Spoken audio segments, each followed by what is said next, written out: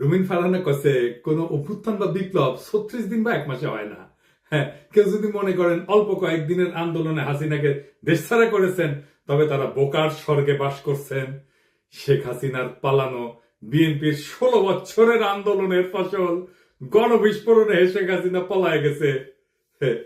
আন্দোলনকারী বিএনপি করেছে, ঈদের পরে আন্দোলন, আর কেউ করেনি।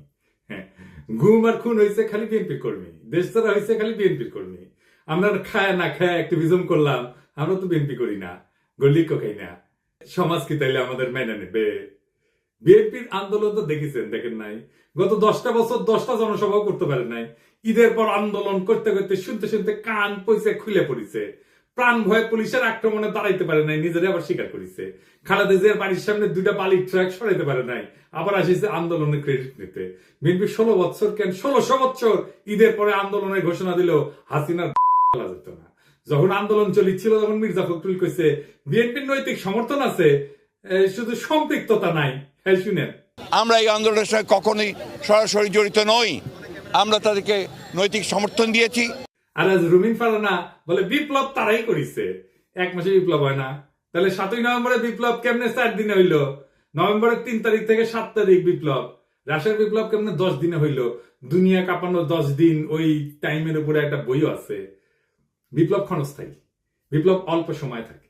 বিপ্লব হইতেছে সেই মহেন্দ্র ক্ষণ, একটা মাহদীয় সময়, যখন একটা জনগোষ্ঠী তার জাতীয় আকাঙ্ক্ষার সর্বোচ্চ শিখরটা হুট করে ছুঁয়ে ফেলে, বিদ্যুৎ চমকের মতো বা লাফায় ওঠা ল্যাম্পের শিকার মতো। ওই সময় ওই জাতির উপরে আল্লাহর খেলাফত নাজিল হয়, তখন সেই হয়ে ওঠে দুনিয়ায় খোদার খলিফা, বিপ্লবের নায়ক। আর সেই অসামান্য মুহূর্তটাই বিপ্লব। আমরা ভাগ্যবান, আমরা পুরা জাতি ওই মুহূর্তটায়, ওই মহেন্দ্রক্ষণের নায়ক, যার মধ্যে দিয়ে সৃষ্টিকর্তার পবিত্র ইচ্ছা আমাদের জাতির উপরে নাজিল হয়েছিল। এই জন্য এই শহীদের মৃত্যু নাই, তারা সময় আর কালকে অতিক্রম করে যায়। আমি কইছিলাম খোদা তাআলার দয়া ছাড়া বিপ্লবে বিজয়ী হওয়া যায় না। খোদা তাআলা সাহসের আবাবিল পাখি পাঠান লড়াইয়ের ময়দানে। খোদা তাআলার সাথে জনগণের একটা স্পিরিচুয়াল কানেকশন ছাড়া বিপ্লব সফল হয় না। মহাজীবনের ডাক শোনে সবাই। আপনি রুমিন ফারহানাকে বিএনপি কে খোদা তাআলার জায়গায় বসাইতেছেন? নাউজুবিল্লাহ। বিপ্লবের মালিক সৃষ্টিকর্তা, আপনারা না। আপনি বিপ্লবের নায়ক হইলে আপনি মাইকের সামনে চিল্লাইতেন না। অবশ্য ভুলভাল চিল্লান। কইতেছে 18 সালে নাকি বিএনপি নির্বাচন প্রত্যাখ্যান করেছে। শুনেন, আওয়ামী লীগ যখন ভারতের সঙ্গে আঘাত করে 14, 18, 24-এ ক্ষমতা দখল করলো, বিএনপি তখন আপোষহীনভাবে জনগণের পাশে থেকে নির্বাচন প্রত্যাখ্যান করেছে। ওই নিজেই 2018 সালে সংসদে সংরক্ষিত আসনের এমপি ছিল বিএনপির, হালকা বিএনপি নির্বাচন প্রত্যাখ্যান করছে। কি কয় না কয় তার কোনো ঠিক নাই। শুধু তাই না, 10 কাঠার একটা প্লট চাই আবেদন করেছিল, যে প্লট পাইলে নাকি চিরকৃতজ্ঞ থাকিবে। দেখেন, এটা প্লটের লোভ সামলাইতে পারে না, সে আবার বিপ্লব বিপ্লব করে। হ্যাঁ, খেল খতম হয়েছে, পয়সা হজম। দরখাস্তটা দেখেন, একবার বলে 2/3 মেজরিটি নিয়ে বিএনপি ক্ষমতায় যাবে। শুনেন, আবার বলে বিএনপি নেতা কর্মীদের কন্ট্রোল করা যাচ্ছে না, কেন্দ্রে জানায় কোনো লাভ হচ্ছে না। শুনেন, বিএনপির নেতা কর্মীদেরকে মাঠ পর্যায়ে কন্ট্রোল করা যাচ্ছে না। চাঁদাবাজির সঙ্গে যুক্ত, জমি দখলের সঙ্গে যুক্ত, টেন্ডারবাজির সঙ্গে যুক্ত। আমার এলাকাতে পদধারী নেতারা কেউ মাটি ভরাট করে নদীর উপরে, জমি দখল করে, আরেক উপজেলায় পদধারী নেতারা মামলা বাণিজ্য করে। তো কন্ট্রোল করা তো যাচ্ছে না। কেন্দ্রে খবর পাঠানো হয়েছে, কেন্দ্র কোনো অ্যাকশন নেয় নাই। তো বুঝছেন তো, বিএনপি ক্ষমতা এসে কি করবি? আচ্ছা, ওরে ছেড়ে দিই, বাচ্চা মেয়ে কি কইতে কি কয় ঠিক নাই, আপনারাও ছেড়ে দিয়েন। এবার আসেন বিএনপির অন্যতম প্রধান তরুণ বুদ্ধিজীবী ফাহাম আব্দুল সালাম, ওরা নিয়ে একটু কথা বলি। ফাহাম দেশে গেছিল, আপনারা মনে হয় অনেকেই জানেন যে ফাহাম মির্জা ফখরুল ভাইয়ের মেয়ে জামাই। তো আমি অত্যন্ত পছন্দ করি ফাহামকে ব্যক্তি হিসেবে, ভেরি চার্মিং পার্সোনালিটি। এই ফ্যাসি বিরোধী লড়াইয়ে তার অসামান্য ভূমিকা ছিল। সে আরবান এলিট যুবক তরুণদের এই লড়াইয়ের জন্য তৈরি করছে, সে একাই। আমি ভালো কথা বলে ফেললাম না। হ্যাঁ, বাংলাদেশে কারো সম্পর্কে ভালো কথা বলা খুব মুশকিল। যারা ফাহামকে পছন্দ করেন না তারা গালাগালি করতে পারে, আর যারা ফাহামকে পছন্দ করে তারাও গালাগালি করবে যে ও আসিছে এবার ফাহামের জনপ্রিয়তা দিয়া তোমার পয়েন্ট বাড়ানোর জন্য, পয়েন্ট খাওয়ার জন্য আসিছে। আর যদি কখনো ফাহাম গ্যাঞ্জাম করে, অ্যান্টি পিপল স্ট্যান্ড নেয়, তখন এসে বলবে দেখেছেন দেখেছেন, খুব তো তখন প্রশংসা করেছিলেন। যাই হোক, এটা বলে রাখলাম যে ফাহাম আমার এলাই না, এখন রাজনৈতিক মিত্র না। কারণ ফাহাম বিএনপির যে স্ট্যান্ড নিছে, যেটা আপহোল্ড করে, সেটা করেও সম্পর্ক রাখা যায় ভিন্ন মতের মানুষের সাথে, কিন্তু ফার্ম সেটা রাখবে না বলে সিদ্ধান্ত নিছে, এটা কোনো সমস্যা নাই, অ্যাবসলিউটলি ফাইন। ফার্ম সম্পর্কে এত কথা বললাম যে আমাকে তাকে রেফার করে কথা বলতে হবে, সেই জন্য বলে নিলাম আর কি। কারণ সেও বলছিল যে এই লড়াইয়ে যারা ছিল তারা তার ভাই ব্রাদারটা বলছে, তো সেটা আমার তরফ থেকেও এখন এটা বলে না, ওটা ভালো। তো ফান দেশে গেল, সেই সময় ছাত্রদের নিয়ে বলছিল সম্ভবত একটা টিভি শোতে যে ছাত্ররা বিএনপির সাথে অ্যালাই করলে ভালো করবে, এটা তাদের বেটার সিকিউরিটি দিবে। স্বার্থের দিক থেকে তারা যদি বিএনপির সাথে অ্যালাইন করে, আমার মনে হয় যে তাদের ভবিষ্যৎ অন্য অপশন থেকে বেটার। 2 দিন আগেও লিখলো ফার্ম যে আওয়ামী লীগের মিছিল হচ্ছে বড়, এইটা আমরা নাকি একে অন্যকে অপমানিত করছি, তার ফল। হ্যাঁ, মাঝে মাঝে ফার্মের কথা শুনে হাসি। আচ্ছা ফার্ম, বিএনপি কি কাউকে সুরক্ষা দেওয়ার কথা বলা মানায়? আর বিএনপি কি কাউকে সুরক্ষা দিতে পারে? দিছে কখনো? এইসব ক্ষমতা কি বিএনপির আছে না ছিল? ক্ষমতা জিনিসটা কি, সেটা কিভাবে তৈরি হয়? বিএনপির যদি কাউকে সুরক্ষা দেওয়ার হিম্মত থাকতো তাহলে জিয়া তো নিহত হয় না, ইলিয়াস আলী গুম হয় না, সালাউদ্দিন চৌধুরী ফাঁসিতে যায় না, তারেক রহমান নির্বাসনে যায় না, বালুর ট্রাক ফেলা তার খালেদা জিয়াকে আটকাই দিতে পারে না। বিএনপি কি দেশকে আওয়ামী লীগের ফাঁসিবাদের হাত থেকে রক্ষা করতে পারছে? পারে নাই। বাংলাদেশের সবচেয়ে বড় রাজনৈতিক দল হয়েও অগাস্ট বিপ্লবের নেতৃত্ব দিতে পারে নাই। এই বিএনপি আগামীতে ক্ষমতায় যাইতে পারে, কিন্তু এই ক্ষমতা সে রাখতে পারবে না, কারণ ক্ষমতা বিষয়টাই সে বুঝে না। দেখেন, বিএনপির জন্ম হইতো না 1975-এর 15ই আগস্ট না ঘটলে। সেই আগস্ট বিপ্লবীদের রক্ষা করতে বিএনপি করে নাই। মুজিব হত্যা মামলার বিচারে অভিযুক্ত সবাইকে জজ গোলাম রসুল ফায়ারিং স্কোয়াডে গুলি করে মারার মৃত্যুদণ্ডের রায় প্রদান করছিল। যদিও দেশে প্রচলিত সিআরপিসিতে মৃত্যুদণ্ড দণ্ডিতদের ফায়ারিং স্কোয়াডে গুলি করে মারার কোনো বিধানই নাই। সংসদে এই অপকর্মের বিরুদ্ধে সেদিন 120টা আসন নিয়েও বিএনপি কোনো বিরোধিতা না করে মুখে কুলু পাইতে চুপ করে বসেছিল। তাই বিএনপির কাউকে রক্ষা করতে পারবে না, করবে না, সে ক্ষমতা নেই। বিএনপি ক্ষতি করতে পারবে, সেটাই আসল ক্ষমতা। রক্ষা করতে পারাটা রাজনৈতিক ক্ষমতা না, বরং ক্ষতি করতে পারার হিম্মতটাই রাজনৈতিক ক্ষমতা। আমি এই প্রসঙ্গে বিস্তারিত আলাপ করছি আগের এপিসোডে। আওয়ামী লীগের মিছিল বড় হচ্ছে এই জন্য না যে কেউ কাউকে অপমান করছে আর অভিমানে রাজপথ ছেড়ে দিচ্ছে তাই আওয়ামী লীগ মিছিল করতেছে, না তা না। বাংলাদেশে বিএনপি বা জামাত বা ছাত্রদের এনসিপির গ্রিন সিগন্যাল ছাড়া আওয়ামী লীগের বাপের ক্ষমতা নাই মিছিল করে। আওয়ামী লীগ বিএনপির আশকারা পাইয়া মিছিল করতেছে না, শুধু বিএনপি আওয়ামী লীগের মিছিল করে দিচ্ছে। হ্যাঁ বা বেশ, এইভাবে তারা আওয়ামী লীগকে বাঁচাই রেখে জনগণকে ভয় দেখাইতে চায়। বিএনপি ক্ষমতায় আসার আগেই দলটার নেতা কর্মী এবং তাদের আত্মীয় স্বজনরা আওয়ামী লীগের রাজনৈতিক স্বার্থ রক্ষার জন্য কতটা মরিয়া হয়ে উঠছে এই খবর পড়লেই সেটা বুঝতে পারবেন। আওয়ামী লীগকে যারা রুখে দিতে পারবে তারাই আগামী বাংলাদেশের নেতা হবে। বিএনপি রুখতে না চাইলে তো মাঠ ফাঁকা থাকবে না। বিএনপি প্রাণ ভয়ে রাজপথে 28 অক্টোবর দাঁড়াইতে পারে নাই, তার জন্য কি বর্ষা বিপ্লব থামেছিল? ছিল না। ফার্মের কন্ট্রাডিকশন গুলো নিয়ে আলাপ করি না, চাইলে করা যায়। ফার্ম কইতেছে 71 একটা রেড লাইন, এই রেড লাইন ক্রস করলে বাংলাদেশের রাজনীতি করা যাবে না। এই জন্য নাকি জামাত মেইন স্ট্রিম হইতে পারে নাই। আজিব বাত। বিএনপি কি 71কে ওন করে? সে নিজে কি ফার্মকে নিজে বাঙালি জাতীয়তাবাদকে ওন করে? ফার্ম তো নিজেই নিজেকে হিন্দুস্তানি মুসলমান বলছে। দেখেন, আমি নিজেকে বাঙালি মনে করি না, আমি নিজেকে হিন্দুস্তানি মুসলমান মনে করি। ফার্ম কি ধর্ম নিরপেক্ষতা মানে? সে কি সমাজতন্ত্র মানে? সে নিজেই কমিউনিস্টকে দান্দিক বলে। সেই বাকশাল চাই, আবার ইউরোপিয়ান এনলাইটমেন্ট চাই। দান্দিক বোকাচোদা আর কি। তাইলে ফার্মের 71টা আসলে কি? ফার্মের ন্যারেটিভ কি 71-এর? আমি আসলে জানতে চাই। এবার আসেন বিএনপির 31 দফা নিয়ে আলাপ করি। আমি 31 দফার এক দফা নিয়ে সারা ভাবে আলাপ করেছি, আপনারা দেখছেন। আলাপ একবারে যদি করতাম আগ্রহ ধরে রাখতে পারতেন না। তো বিএনপির কিছু কইতে ইচ্ছা করে না, এটা বেকুব ভর্তি দল, এরা নিজেদের দুর্বলতা কখনো বুঝতে পারে নাই। যেহেতু অ্যান্টি আওয়ামী লীগ সকলের কাজের সুফল পাইছিল, তাই তারা ভাবে নাই নিজের ইন্টেলেকচুয়াল অ্যাসেট গড়ে তুলতে হবে। এখন পড়েছে গাড্ডায়। আওয়ামী আমলের কোন ন্যারেটিভ তৈরি করতে পারে নাই, একটাও না। আপনি দেখাইতে পারবেন না একটা ন্যারেটিভ তৈরি করছে, নিজেদেরকে রক্ষা করতে পারেনি ন্যারেটিভ তৈরি করে। আর এইটা যে তাদের দুর্বলতা, এটা কোনোদিন খতায় দেখে নাই। গাড়বেলি করে মাস্তানি হয়, রাজনীতি হয় না। রাজনীতি সিরিয়াস বিষয়, ক্ষমতা মাফিয়াদেরও থাকে। যাই হোক, আজকের 2টা দফা নিয়ে আলাপ করবো বিএনপির 31 দফা। তার আগে কয়ে নেই, রাজনৈতিক দফার সংখ্যা কম হইতে হয়। আমি চ্যালেঞ্জ দিয়ে বলতে পারি, বিএনপি স্ট্যান্ডিং কমিটির প্রত্যেককে আলাদা কইরা 31 দফা লিখতে বলেন, পারবে না, একজনও লিখতে পারবে না 31টা দফা।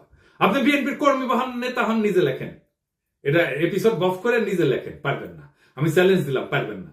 আপনি নিজে যার রাজনীতি করাটাই কাজ, যে পারেন না নিজের দফাটা নিজে লিখতে, মনে রাখতে। পাবলিকের বাপের ধন কি সাপে খাইছে যে সে মনে রাখবে? তা ঠেকা পড়ছে। আসেন দেখি রাজনৈতিক কর্মসূচি অল্প দফায় কেন হইতে হয়, সেটা একটু আলাপ করি। 1 নম্বর কারণ সহজবোধ্যতা। অল্প দফা থাকলে জনগণ সহজে বুঝতে পারে কি দাবি করা হচ্ছে। বেশি দফা থাকলে মেসেজ জটিল হয়ে যায়, সেই জন্য সাধারণ মানুষের মনোযোগ হারানোর ঝুঁকি বাড়ে। 2 নম্বর, মোবিলাইজেশন সহজ হয়। কম দফা মানে একটা বা দুইটা মূল দাবির পিছনে জনগণ জোরালো ভাবে ঐক্যবদ্ধ হইতে পারে, আন্দোলনের শক্তি বাড়ে। 3 নম্বর, কৌশলগত চাপ সৃষ্টি করা যায়। সরকার বা বিরোধী শক্তির উপর চাপ তৈরি করার জন্য স্পষ্ট এবং নির্দিষ্ট দাবি থাকা জরুরি।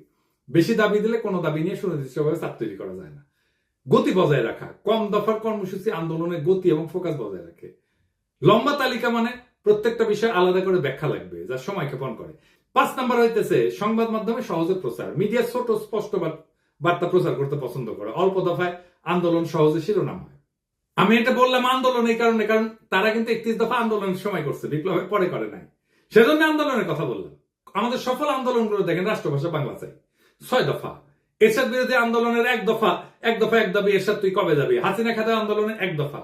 এমনকি বিএনপি যে 4 দলীয় জোটের 5 দফা ছিল 2001 সালের নির্বাচনে, দুর্নীতিমুক্ত প্রশাসন, সুশাসন, আইন শৃঙ্খলা উন্নয়ন, এই সমস্ত। তারপরে দফা বাড়তে থাকে। 2018 সালে বিএনপির ঐক্যফ্রন্টের দফা হয় 7 দফা আর 11টা লক্ষ্য। এই হইতেছে বাম ইনফ্লুয়েন্স। দাবি ঢুকাইতে হবে টাইসা।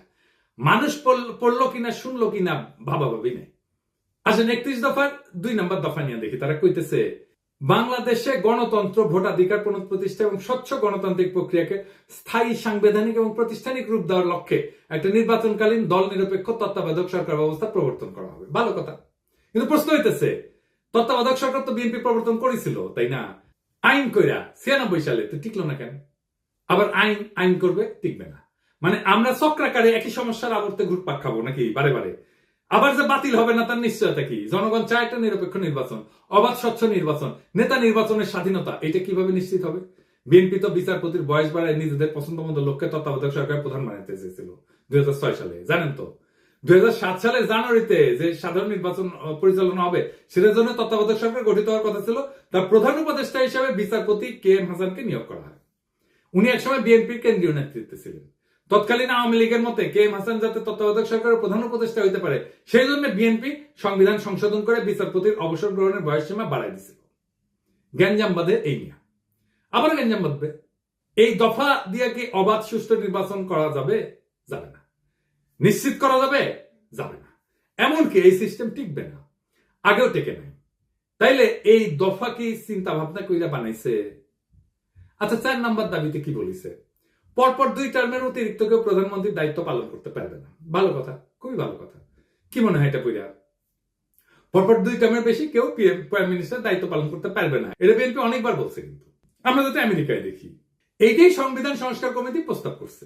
এখন বিএনপি কইতেছে প্রধানমন্ত্রী পদে দাঁড়ান 2 মেয়াদের বেশি কেউ থাকতে না পারলেও একবার বিরতি দিয়া আবার প্রধানমন্ত্রী হইতে চাইলে সেই সুযোগ থাকতে হবে। মানে পরপর 2 টার্ম থাকবে, তারপরে 1 বছর অন্য কেউ হবে, তারপরে আবার কেউ 2 টার্ম এসে থাকবে। মানে বুঝছেন তো, পরপর 2 টার্ম থাকার পরে 1 টার্ম প্রেসিডেন্ট হবে, তারপর আবার 2 টার্ম প্রাইম মিনিস্টার হবে, তারপরে 1 টার্ম প্রেসিডেন্ট হবে। মানে চালাকি শুরু হয়ে গেছে, ভাবছে কেউ বুঝতে পারবে না। যেই মাত্র ক্ষমতায় আসা দেখতে পারতেছে তখনই সব উল্টাই দিছে বিএনপি। যখন ক্ষমতা থেকে দূরে তখন কত ভালো ভালো কথা দেখিস, কি সুন্দর চান্দ দিছে, এখন আর চিনে না। আসেন, কেন পরপর 2 বার রাষ্ট্রের প্রধান নির্বাহী হওয়া ঠিক না? এর পিছনে দার্শনিক ভিত্তিটা কি? পরপর 2 টার্ম রাষ্ট্রের নির্বাহী থাকা ঠিক না কেন? এর মূল উদ্দেশ্য হইতেছে 1 নম্বর, ক্ষমতার অপব্যবহার রোধ করা। দীর্ঘ সময় ধরে একই ব্যক্তি ক্ষমতায় থাকলে স্বৈরতান্ত্রিক প্রবণতা তৈরি হয়, নিজের ক্ষমতা পাকাপোক্ত করতে শুরু করে, জনগণের বদলে নিজের দল বা নিজের শক্তিকে রক্ষা করে। একই জিনিস ঘটছে হাসিনার ক্ষেত্রে। 2 নম্বর, নতুন নেতৃত্বের সুযোগ সৃষ্টি হয় না। নিয়মিত নেতৃত্বে পরিবর্তন মানে নতুন চিন্তা, নতুন দৃষ্টিভঙ্গির আগমন। 3 নম্বর, রাষ্ট্রীয় প্রতিষ্ঠানের স্বাধীনতা রক্ষা। একজন দীর্ঘদিন ক্ষমতায় থাকলে বিচার বিভাগ, নির্বাচন কমিশন, পুলিশ ইত্যাদি তার হাতে জিম্মি হয়ে যেতে পারে, যেটা হাসিনার আমলে হয়েছিল। 4 নম্বর, গণতন্ত্রের প্রাণবন্ততা বজায় রাখা। জনগণ যাতে মনে করে রাষ্ট্র তাদের, কোন ব্যক্তির না, এই অনুভূতি বজায় রাখা দরকার। এবং দীর্ঘকালীন শাসনের বিদ্রোহ কিন্তু অবশ্যম্ভাবী হয়ে ওঠে, কারণ ক্ষমতা কেন্দ্রীভূত হয়ে পড়ে। যখন এক ব্যক্তি বা গোষ্ঠী দীর্ঘদিন রাষ্ট্রের নেতৃত্ব থাকে, তখন তারা সমস্ত শক্তি নিজেদের হাতে কক্ষিগত করে। আইনের শাসন দুর্বল হয়, বিচার ব্যবস্থা পক্ষপাতদুষ্ট হয়, সেনাবাহিনী প্রশাসন ব্যক্তি বিশেষের গোলাম হইয়া পড়ে, জনগণের স্বাভাবিক চাহিদা, ন্যায় বিচার, সমান অধিকার, জীবনের নিরাপত্তা, এই সমস্ত পদদলিত হয়। একই জিনিস আমরা দেখছি হাসিনার আমলে। দেখেন, এই যে ঘটনা, এটা তাত্ত্বিক ভিত্তি কি, যে কেন প্রধান নির্বাহী বেশি দিন থাকতে পারবে না? তাত্ত্বিকভাবে এটা দাঁড়ায় আছে কয়েকটা বড় চিন্তার উপরে। 1 নম্বর হচ্ছে ডেমোক্রেটিক রোটেশন বা এটাকে বলা যেতে পারে গণতান্ত্রিক চক্র। জন লক, মতেস্কো এই দার্শনিকরা বলছিলেন ক্ষমতা স্বাভাবিকভাবে দুর্নীতির দিকে ধাবিত হয়, তাই নিয়মিত ক্ষমতার হাত বদল জরুরি। আর একটা তত্ত্ব হচ্ছে ন্যাচারাল ডিকে অফ পাওয়ার, মানে ক্ষমতার স্বাভাবিক ক্ষয়। টকভিল উনি বলছেন একজন নেতা যত বেশি সময় ক্ষমতায় থাকে তত সে জনগণের আসল চাহিদা থেকে বিচ্ছিন্ন হয়ে পড়ে। আর 3 নাম্বার হইতেছে জেনারেশনাল রিনিউয়াল, নতুন প্রজন্মের আবির্ভাব তত্ত্ব। রাষ্ট্রের সেবা করার সুযোগ নতুন নেতৃত্বকে দিতে হবে, না হইলে রাষ্ট্র সময়ের সাথে সাথে পিছায় যাবে। যদি একজন নেতা 2 মেয়াদে চালায় যায়, তারপর এক টার্ম বিরতি নিয়ে আবার প্রার্থী হয়, তাহলে মূল উদ্দেশ্য ব্যাহত হয়। কেন ব্যাহত হয়? 1 নাম্বার, ক্ষমতার নেটওয়ার্ক নষ্ট হয় না, যেটা তৈরি হয়েছিল।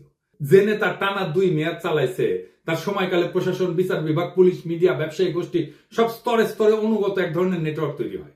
এক টার্ম বিরতিতেও এই নেটওয়ার্ক বেঁচে থাকে, সক্রিয় থাকে। এখন দেখতেছেন না, এখনো হাসিনার লোকজন প্রশাসনে আছে। তো উনি যখন আবার প্রার্থী হয়, এই শক্তিগুলো তাকে সুবিধা দেয়, ফলে নতুন প্রতিদ্বন্দ্বিতা বা নতুন নেতৃত্বের সুযোগ প্রকৃত অর্থে হয় না। 2 নাম্বার, জনগণের মনস্তত্ত্ব পাল্টায় না। নেতার ব্যক্তি পূজা বা জনপ্রিয়তার মিথ ভেঙে যেতে সময় লাগে। মাত্র 1 মেয়াদের বিরতি তা ভাঙার জন্য যথেষ্ট না, ফলে পুরনো প্রভাব বজায় থাকে। মানুষ মনে করে ওই লোকটাই আবার ফিরে আসবে। 3 নাম্বার, প্রশাসনিক নিরপেক্ষতা থাকে না। নির্বাচন কমিশন, পুলিশ, সরকারি যন্ত্রপাতি তাদের পুরনো বসের জন্য অপেক্ষায় থাকে, ফলে নির্বাচন প্রতিযোগিতামূলক হয় না, গণতন্ত্র দুর্বল হয়। 4 নম্বর হইতেছে নতুন প্রজন্মের নেতৃত্ব বাধাগ্রস্ত হয়।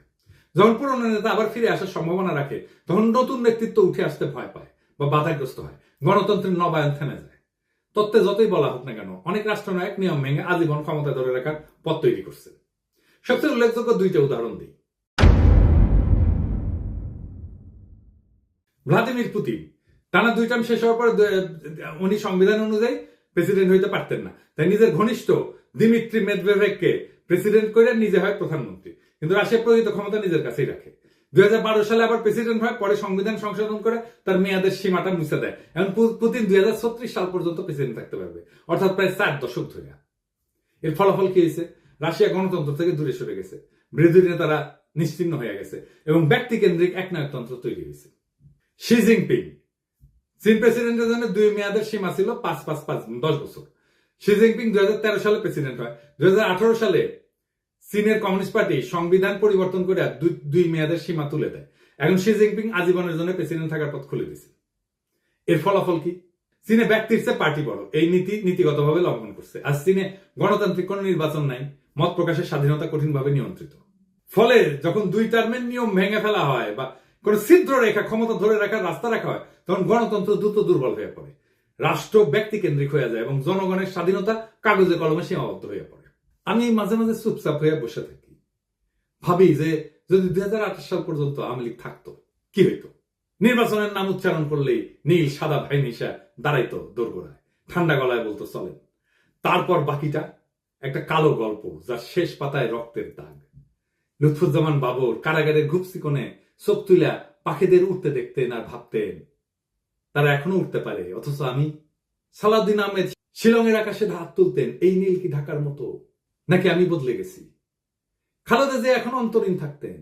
রিজভী ভাই কোলাপসেবল গেটের পিছনে মাফলার গলায় দিয়া হাতে গোনা কয়েকজন কর্মী নিয়ে শীতের মধ্যে ঠকঠক করে কাঁপতেন, ওটাই ওনার রাজনৈতিক কর্মসূচি হয়ে থাকতো। আর রায়নগর, ওইখানে নাম ঝুলতো শত শত মৃত স্বপ্নের, ভুলে যাওয়া মানুষের, যারা একদিন হাঁটতো, হাসতো, স্বপ্ন দেখতো, তারপর চুপ হয়ে যেত। আমরাও চুপ হয়ে যেতাম, চুপচাপ বাজারে যেতাম, চুপচাপ অতি মূল্যে অল্প কিছু ডিম কিনতাম, সবজি কিনতাম, আর মাছ মাংস দেখে হাত পিত্তেশ করতাম। চুপচাপ আয়নায় তাকায় ভাবতাম, এটা আমার মুখ না, আমি কোথায় হারালাম? ঠিক তখন কিছু সাহসী তরুণ উঠে দাঁড়ায়, তারা বলে এমন জীবন চাই না।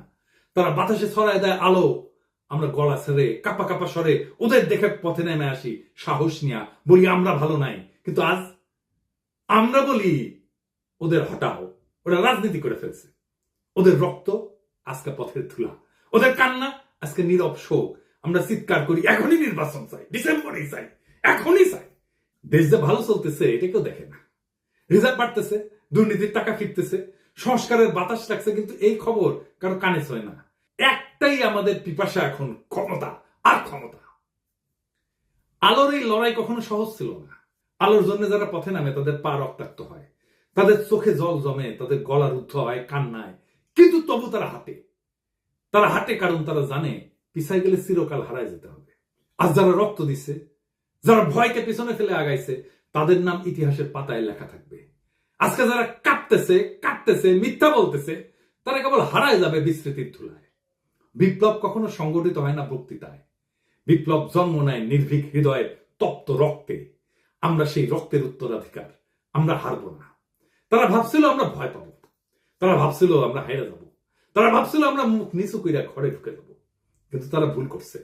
আমরা পিছু হটিনি, আমরা সামনে আগাইছি, আমরা থামিনি, আমরা ঝড় তুলছি, আমরা চুপ থাকিনি, আমরা স্লোগানে মুখর করছি রাজপথ। আজ যারা ধোকা দিচ্ছে, ইতিহাস তাদের মুখ চিরকাল ঘষে মাটিতে ফেলে রাখবে।